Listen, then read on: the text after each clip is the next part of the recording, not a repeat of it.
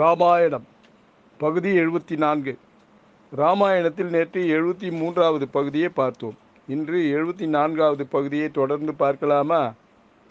அங்கதன் மயங்கி கீழே விழுந்ததை பார்த்து அனுமன் அங்கே ஓடி வந்தான். ஒரு பெரிய மலையை தூக்கி கும்பகர்ணனை நோக்கி வீசினான் அனுமன்.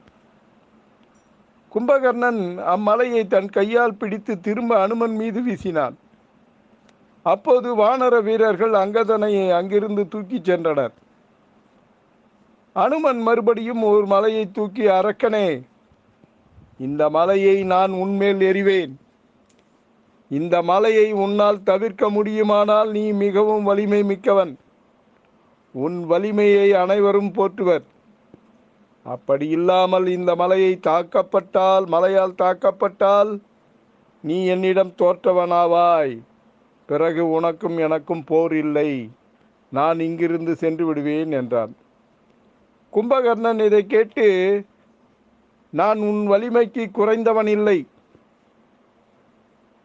ஆகட்டும் பார்க்கலாம் என கூறி சம்மதித்தார். பிறகு அனுமன் அந்த மலையை கும்பகர்ணன் மீது தூக்கி எறிந்தான். கும்பகர்ணன் அந்த மலையை தூளாக்கினான்.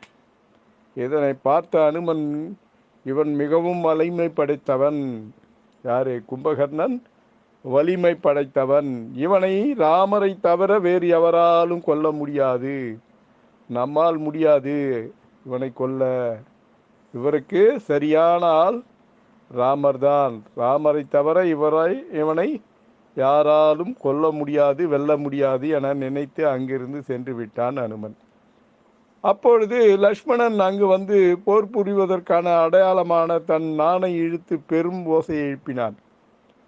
பிறகு அங்கு 1000 அம்புகளை ஏவி அரக்கப்படைகளுக்கு கொன்று குவித்தான் லக்ஷ்மணன். லக்ஷ்மணனின் கரவேகத்தை கண்டு கும்பகர்ணன் வியந்தான். பிறகு கும்பகர்ணன் லக்ஷ்மணன் முன்பு வந்து நின்றான். கும்பகர்ணன் தேரின் மீது ஏறி நின்று போர் புரிந்தான்.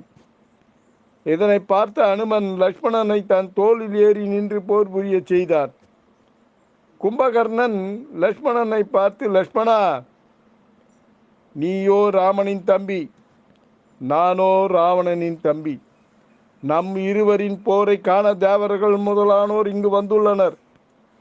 சூர்ப்பனகையின் மூக்கை அறுத்த உன்னை இன்று அடியோடு ஒழிப்பேன் என்றான் கும்பகர்ணன்.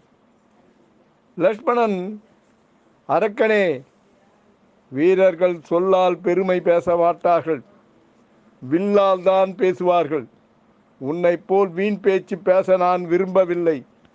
நான் என் வில்லினால் பேசுவேன் என்றான் லக்ஷ்மணன். லக்ஷ்மணனுக்கும் கும்பகர்ணனுக்கும் மிக கடுமையாக போர் நடந்தது. கும்பகர்ணன் விடுத்த அம்புகளை எல்லாம் லக்ஷ்மணன் அடித்து ஒழித்தான். பிறகு லக்ஷ்மணன் தன் வில்லை கொண்டு கும்பகர்ணனின் தேர் முதலியவற்றை ஒழித்தான். கும்பகர்ணன்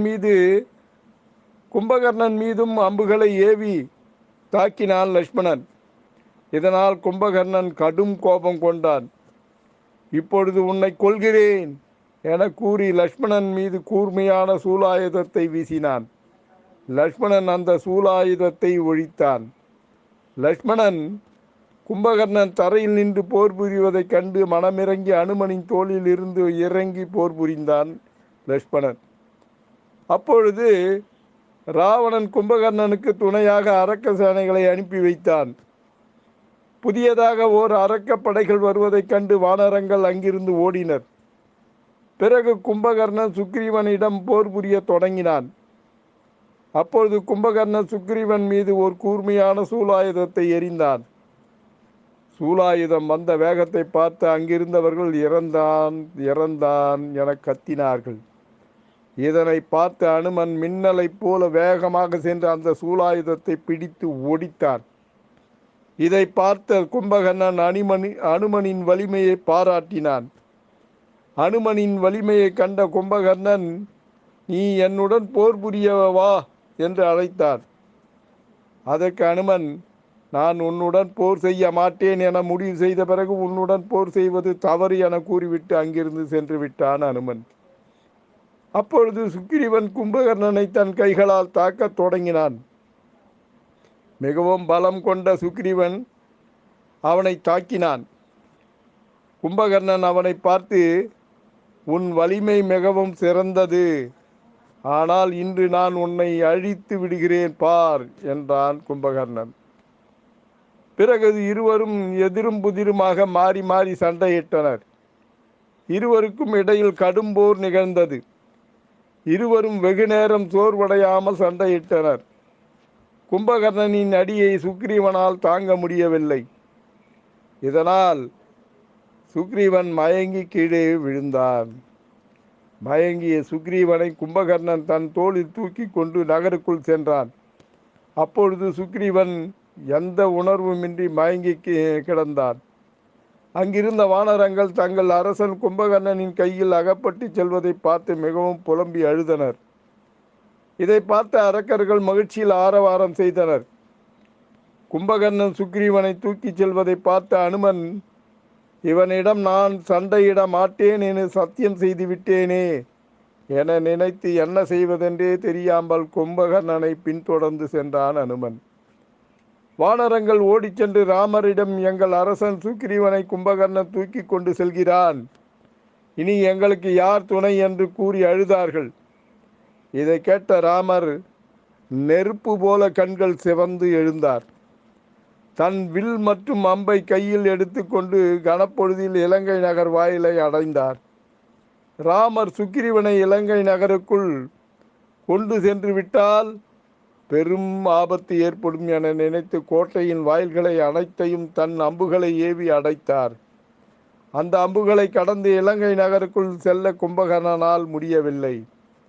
பிறகு மிதிலை கடந்து போக நினைத்த அவனுக்கு அங்கும் அம்புகள் அவனை தடுத்தது. பிறகு அவன் இலங்கை நகருக்குள் திரும்ப முடியாமல் திரும்பினான். திரும்பும் போது ராமர் அவனை எதிர்த்து நிற்பதை கண்டான். ராமா, உனக்காகத்தான் நான் காத்து கொண்டிருக்கிறேன், வா. வலிமையுடையவர் செய்யும் போரில் நான் உன் தம்பி லட்சுமணனுடன் போர் செய்யவில்லை, அனுமனுடனும் போர் செய்யவில்லை, சுக்ரீவனிடமும் போர் செய்யவில்லை. ஏனென்றால் இவர்கள் யாரும் எனக்கு நிகரானவர்கள் இல்லை. உனக்காகத்தான் நான் காத்து கொண்டிருக்கிறேன் என்றான் கும்பகர்ணன். இந்த சுக்ரீவனை நீ காப்பாய் என்றால் நிச்சயம் நீ சீதையை மீட்பாய் என்றான் கும்பகர்ணன். கும்பகர்ணன் பேசியதை கேட்டு ராமர் புன்னகைத்தார். பிறகு ராமர், சுக்ரீவனை தூக்கி கொண்டு வந்த உன்னையும் மலைபோல் உள்ள உன் தோலையும் நான் சாய்க்கவில்லை என்றால் உனக்கு தோற்றவனாவேன் என்று கூறிவிட்டு கும்பகர்ணனின் நெற்றியை குறிவைத்து அம்புகளை எய்தினார். பிறகு கும்பகர்ணனின் நெற்றியில் இருந்து இரத்தம் ஆறுபோல் வழிந்தது. அந்த இரத்தம் சுக்ரீவனின் முகத்தில் பட்டு மயக்கம் தெளிந்து எழுந்தான். அப்பொழுது கும்பகர்ணன் மயங்கி ஒரு மலையை